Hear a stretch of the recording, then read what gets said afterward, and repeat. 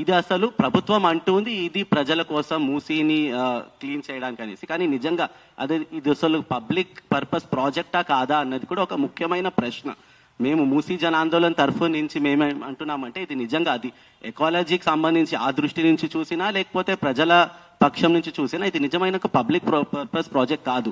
So fundamental గా అసలు public కి ప్రయోజనం నిజంగా లేని ప్రాజెక్ట్ ని ఇంత వేగవంతంగా ఇంత ఒక పెద్ద స్థాయి ఇన్వెస్ట్మెంట్ ని ఆశిస్తూ ప్రభుత్వం ఎందుకు పుష్ చేస్తుంది అన్నది ఒక పెద్ద ప్రశ్న. అండ్ ఇందాక జీవన్ గారు కూడా చెప్పినట్టు ఏడీబీ ఏషియన్ డెవలప్మెంట్ బ్యాంక్ నుండి 4100 crores అప్రూవ్ ఫైనాన్స్ అప్రూవ్ అయింది అనేసి మనం చాలా మీడియాలో అంటే దాదాపు అన్ని మీడియాలో మనం న్యూస్ చూసాము.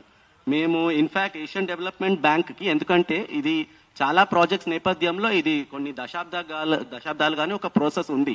Affected communities, civil society organisations banks ని కూడా అప్రోచ్ అవ్వచ్చు.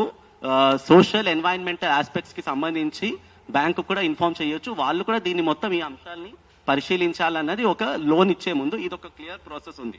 సో మేము ఏడీబీకి ఒక డీటెయిల్డ్ సబ్మిషన్ ఇండియాలో ఉన్న వాళ్ళ కంట్రీ డైరెక్టర్ కి మిగతా ఎగ్జిక్యూటివ్ డైరెక్టర్ కి మేము రాసాము 12th November. అండ్ వాళ్ళు 17th November కి ఇచ్చిన జవాబు చాలా ముఖ్యమైన నేపథ్యం ఇవాళ ప్రెస్ కాన్ఫరెన్స్ కి.